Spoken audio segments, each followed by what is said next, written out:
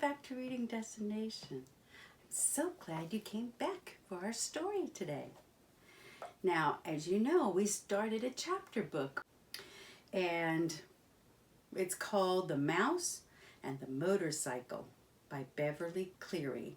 Now, remember, when we left last time, that Ralph was fallen and knocked out by flying off the table, right? Be sure to go back and check out that video so that you know what's happened so far. And now, chapter 3. It's called Trapped. Oh no. Even though Ralph woke up feeling sick and dizzy, his first thought was of the motorcycle. He hoped it was not broken. He sat there at the bottom of the wastebasket until the whirly feeling in his head stopped, and he was able, slowly and carefully, to stand up. He stretched each aching muscle and felt each of his 4 legs to make certain it was not broken. When Ralph was sure that he was battered but intact, he examined the motorcycle. He set it upright and rolled it backward and forward to make sure the wheels still worked. One handlebar was bent, and some of the paint was chipped off the rear fender, but everything else seemed all right. Ralph hoped so, but there was no way he could find out until he figured out how to start the engine. Now he ached too much even to try. Wearily, Ralph dragged himself over to the wall of his metal prison and sat down beside the apple core to rest his aching body. He leaned back against the side of the waste paper basket, closed his eyes, and thought about his Uncle Victor. Poor, nearsighted Uncle Victor. He, too, had landed in a metal waste paper basket, jumping there quite by mistake. Unable to climb the sides, he had been trapped until the maid came and emptied him out with the trash. No one knew for sure what had happened to Uncle Victor, but it was known that trash in the hotel was emptied into an incinerator. An incinerator is a big oven, basically, and they burn trash in it. Ralph felt sad and remorseful thinking about his Uncle Victor getting dumped out with the trash. His mother had been right after all. His poor mother, gathering crumbs for his little brothers and sisters while he, selfish mouse that he was, sat trapped in a metal prison from which the only escape was to be thrown away like an old gum wrapper. Ralph thought sadly of his comfortable home in the mouse hole. It was a good home, untidy, but comfortable. The children who stayed in room 215 usually left a good supply of crumbs behind, and there was always water from the shirts hung to drip dry beside the wash basin. It should have been enough. He should have been content to stay home without venturing out into the world looking for speed and excitement. Outside in the hall, Ralph heard footsteps and Matt, the bellboy, saying, "These new people in 215 and 216, somehow they got the idea there are mice in the hotel. I just opened the window and told them the management wouldn't stand for it." Ralph heard a delighted laugh from the second-floor maid, a college girl who was working for the summer season. "Mice are adorable, but just the same, I hope I never find any in my rooms. I'm afraid of them." There were 2 kinds of employees at the Mountain View Inn: the regulars, none of them young, and the summer help, who were college students working during their tourist season. "If you don't like mice, you better stay away from that knothole under the window in room 215, advised Matt. Matt seems to know quite a bit, doesn't he? The sound of voices so close made Ralph more eager than ever to escape. "No!" he shouted, his voice echoing in the metal chamber. "I won't to be dumped out with the trash.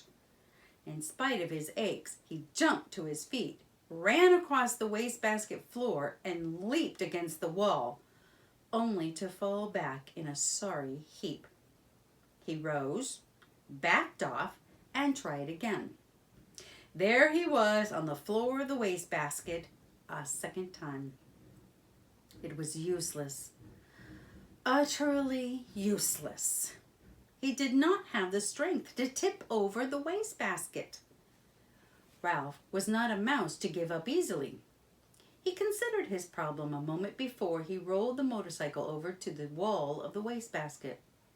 Then he seized the apple core by the stem and dragged it over to the motorcycle. By putting his shoulder under the stem end, he managed to raise the core until it was standing on its blossom end. But when he put his front paws around it and tried to lift it, he found that he could not. The core was too heavy to lift up onto the seat of the motorcycle. Ralph was disappointed, but when he stopped to think it over, he saw that even if he could manage to get the apple core on top of the motorcycle, it still would not be high enough to allow him to climb out of the wastebasket. Bruised and defeated, Ralph dropped the core and decided that he might as well be thrown out with the trash on a full stomach as an empty one. He took a bite of apple and felt a little better. It was the best food he had eaten for several days. Juicy and full of flavor, and much better than the damp zwieback crumbs the last guest had left behind. He took several more bites and settled down to a hearty meal, saving the seeds for dessert. 2 ant scouts appeared on the rim of the wastebasket. "Go away," said Ralph crossly, because he did not like to eat food crawling with ants, and because it embarrassed him to be seen in such a predicament. The ants left as silently as they had come. When Ralph had eaten his fill of the apple, he curled up beside the core. He only hoped that someone might happen to drop a Kleenex over him. It was bad enough to be carried to one's doom in a wastebasket, but to be carried to one's doom by a shrieking maid was unthinkable. There was one tiny ray of hope. If someone did happen to drop a Kleenex over him, he just might have a chance to jump and run when the maid tipped the wastebasket up to empty it into the incinerator. The thought that the boy was sure to miss his motorcycle and start looking for it kept Ralph tossing and turning behind the apple core until, stuffed and exhausted, he finally fell asleep. Chapter 4. This one's called Keith. Ralph did not know how much time had passed before he was awakened by the lamp on the bedside table shining down on him. He squeezed himself into the tiniest possible ball, wrapped his tail around his body, and tried to make himself as thin as the apple core. "My motorcycle!" shouted the boy, the very first thing. "Somebody stole my motorcycle!" "Uh-oh," thought Ralph. "It won't be long now." "Nobody stole your motorcycle," answered the boy's mother from 216. "It's around someplace. You just mislaid it. You can find it in the morning. You had better get ready for bed now." "No, I didn't mislay it," insisted the boy. "I put it right here on the table beside my sports car." "You'll find it someplace," said his mother, not much interested. Boys were always losing things. While Ralph cowered behind the apple core, Keith opened the drawer of the bedside table and slammed it shut. He jerked back the bedspread, yanked the pillows off the bed, and threw them back. Then he got down on his hands and knees and looked under the bed and the table. Ralph wrapped his tail more tightly around his body. "Here it comes," he thought. The boy's face appeared in the opening at the top of the wastebasket. Ralph's heart raced like a motor. "Ha!" said the boy to himself. "Here it is. I wonder how it got there." His hand came down into the wastebasket to seize the motorcycle and lift it out. Still leaning over the wastebasket, he examined the bent handlebar and the chipped paint. "That's funny," he remarked aloud. "It must have rolled off, but I don't see how it could." The boy did the natural thing for a boy to do. He looked into the wastebasket again. Ralph closed both eyes tight and waited. He wished he had not eaten so much of the apple core. If he had not been so greedy, the core would have been thicker and he would have been thinner. "Hey!" whispered the boy, obviously very much surprised. "How did you get in here?" He was careful to keep his voice lower than the sound of the breezes in the pines outside the window. Ralph did not move. He was grateful to the boy for not touching the apple core, even though it was really no protection at all. "Psst!" whispered the boy. "Are you asleep?" Still, Ralph remained motionless, except for a slight quiver of his whiskers, which he was unable to control. The boy was silent, but the mouse could feel the rhythmic drafts of his breathing. The boy must be thinking. But what was he thinking? What do you think he was thinking? That was what was worrying Ralph. "No," said the boy to himself. "No, it couldn't be." "Couldn't be what?" wondered Ralph, who was beginning to feel cramped from crouching behind the apple core. "Hey, wake up!" whispered the boy. That was the last thing Ralph wanted to do. "Come on," pleaded the boy. "I won't hurt you." Ralph considered. After all, what did he have to lose? If he stayed in the wastebasket, he was almost certain to get dumped into the incinerator. He might as well come out from behind the core. If he did, he might find some opportunity to escape. Cautiously, he moved his head from his paws and opened one eye. The boy was smiling down at him. Encouraged, Ralph opened the other eye and lifted his head. "That's the stuff," encouraged the boy. "Now, come on. Tell me, did you or didn't you ride my motorcycle off the bedside table?" This took Ralph by surprise. He had not expected the boy to guess what happened. "Well, yes, I guess you might say I did," confessed Ralph, rubbing his aching muscles. "I thought so." Neither the mouse nor the boy was the least bit surprised that each could understand the other. "Well, it kind of surprises me. How about you?" Two creatures who shared a love for motorcycles naturally spoke the same language. That must have been some accident. Did it hurt much? "Oh, some," answered Ralph with a display of bravado. "Anyway, I didn't exactly ride it. I really coasted off. The telephone rang and startled me. Now, how about getting me out of here?" "Just a minute," said the boy. "How did you get up here in the first place?" "Climbed, stupid." "On the telephone cord." Ralph instantly regretted his rudeness. He had better watch his tongue if he expected any help in escaping from the wastebasket. It's not very nice to call people stupid, is it? "Oh, of course," said the boy apologetically. "I should have thought of that myself." At that moment, there was a quick knock on the door to room 215 and the rattle of a key. "Help!" cried Ralph. "The maid! Don't let her see me!" Before the boy could do anything, the maid burst into the room. "Oh, excuse me." She seemed surprised to see a boy kneeling by the wastebasket. "I've come to turn down the bed." "That's all right," said the boy quickly. "I can do it myself. Thanks, anyway." "Thank you," said the maid, backing out of the room. Ralph knew she was not anxious to waste time turning down the bed. As soon as she finished her duties, she was going out to the parking lot to meet a busboy, a college boy whose job was clearing tables in the dining room. Whew! That was close. The boy seemed every bit as relieved as Ralph. I'll say, agreed the mouse. Keith, called his mother from 216, are you getting ready for bed? Sort of, answered Keith. You'd better come in our bathroom and take a bath, said his mother. Aw, gee, Mom, do I gotta? Asked Keith.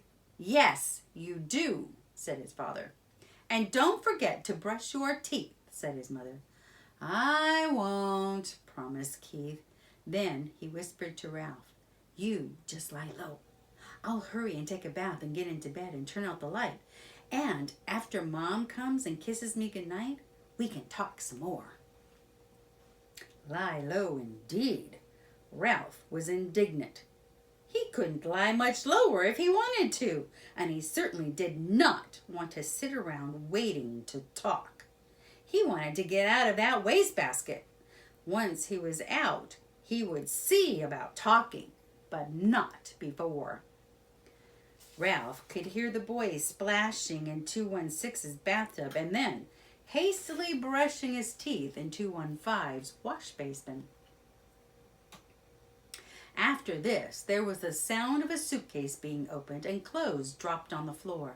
The boy hopped into bed, and to Ralph's relief, the light was turned out. In a moment, Mrs. Gridley came in to kiss her son goodnight. Night, Mom, said the boy, sounding as if he were already drowsy. Good night, Keith, said his mother. It looks as if we are going to have to stay here for a few days.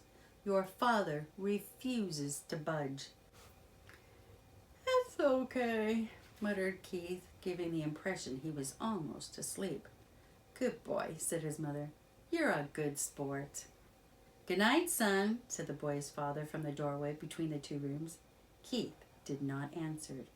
Instead, he breathed slowly and deeply and, as Ralph thought, a bit too noisily. There was no sense in overdoing things. As soon as all was quiet in the next room, the boy swung his legs out of bed, fumbled around in his suitcase, and shone a flashlight into the wastebasket. Almost blinded by the unexpected light, Ralph held his paws over his eyes. Hey, cut that out! He could not remember to be polite. Oh, sorry. The boy laid the flashlight on the bed, where his beam shone across the wastebasket rather than into it.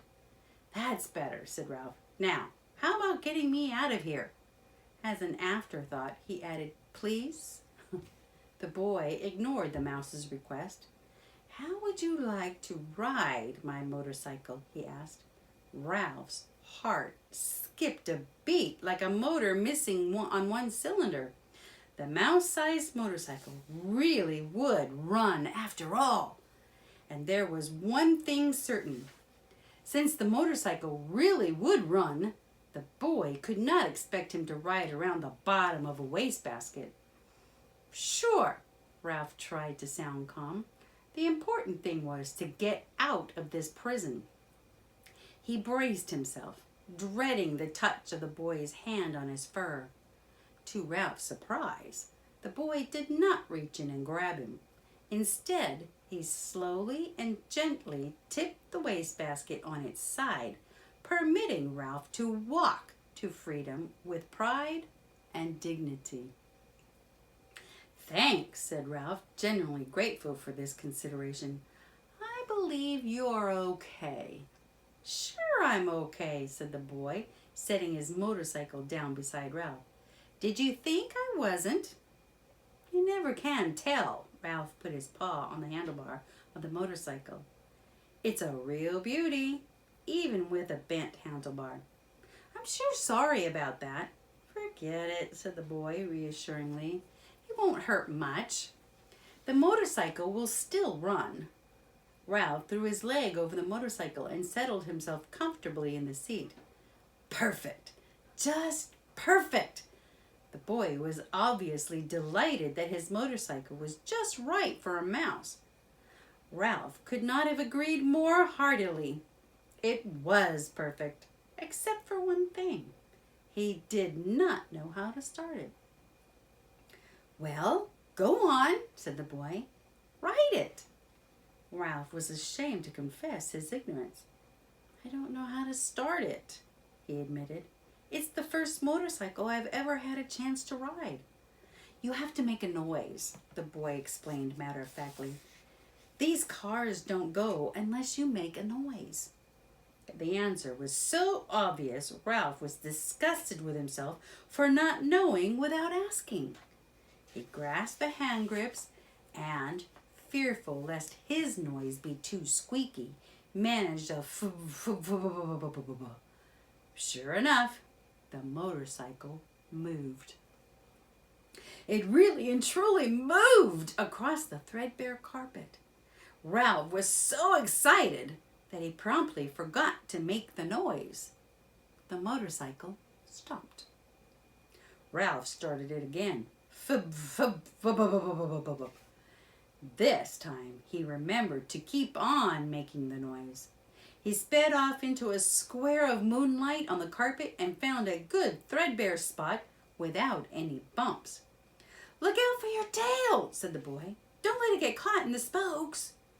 "Thanks for reminding me," said Ralph, causing the motorcycle to stop. He started it again and steered with one paw while he reached back with the other, caught up his tail, and held the tip safely against the handlebar. It was a glorious sensation, speeding around on the carpet, freely and noisily, and most of all, fast. Ralph discovered that if he made the noise fast, the motorcycle speeded up. If he slowed the sound, the motorcycle slowed down. He promptly speeded up and raced around in the rectangle of moonlight, where he made another discovery. When he ran out of breath, the momentum of the motorcycle carried him on until he could take another breath. "Gee, you're lucky," whispered the boy. In order to answer, Ralph had to stop. "I am?" It had never occurred to him that a mouse would be luckier than a boy. "You sure are," the boy spoke with feeling. "My mother would never let me ride a motorcycle. She would say I might break a leg or something silly like that." "Well, if you want to come right down to it," said Ralph, "I don't suppose my mother would be exactly crazy about the idea." He began to have an uneasy feeling that he really should be getting back to the mouse hole. "Anyway," said the boy gloomily, "it will be years and years before I'm old enough to ride a motorcycle. And then, when I'm old enough, my mother won't let me." Ralph really felt sorry for the boy, hampered as he was by his youth and his mother. "Go on, ride it some more," said the boy. "I like to watch." Ralph started the motorcycle again and rode around in the moonlight once more, faster and faster, until he was dizzy from circling, dizzy with excitement, dizzy with joy of speed. Never mind the danger. Never mind what his mother thought. This was living. This was what he wanted to do, on and on and on. "Lucky," whispered the boy with envy in his voice. Ralph did not answer. He did not want to stop. And that's the end of chapter 4. If you're really enjoying this story as much as I am, hit the like button. And be sure to subscribe and hit the notification bell so that you're notified every time a new video has been posted. And be sure to share with all your friends. And come back next time for chapter 5 and 6. We'll see you soon. Bye-bye.